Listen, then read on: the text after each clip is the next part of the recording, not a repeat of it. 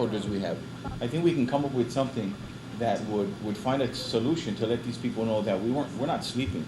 You know, we're here to fight crime with punishment, and we're here to protect our resources. Calling together stakeholders from the visitor industry and law enforcement representatives, as well as the Attorney General's office, Senator Brant McCready is seeking input on a proposed Crimes Against Tourism Act of 2014, establishing crime-free zones.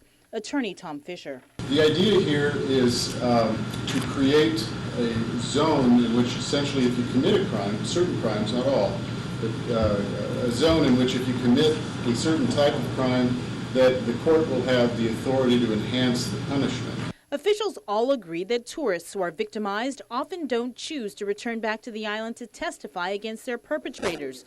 Chief Deputy Attorney General Phil Tydenko noted that last year, the office had more than 50 trials that required victims to return back to Guam.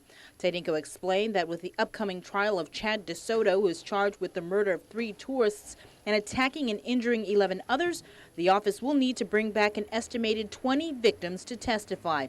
Concerns were raised about whether there's adequate funding to make that happen. We believe the intent to strengthen our sentencing enhancements for based on the status of the victim is an important concept.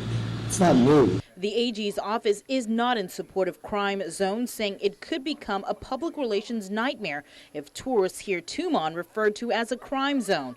Additionally, they noted that crimes don't just happen in Tumon, but areas around the island. We would submit that you could amend this statute into a vulnerable victim enhancement, meaning that we would increase the punishment if these crimes are committed against, for example, minors, children under 10, they do that in Hawaii, or elderly, anybody over 60, or tourists, anybody who's defined as the following. While it is still a work in progress, Senator McCready says the intent is simple, and he will now work with government experts and his legislative colleagues to polish the draft legislation and expand the measure to spot zone other areas that are frequented by visitors and locals alike.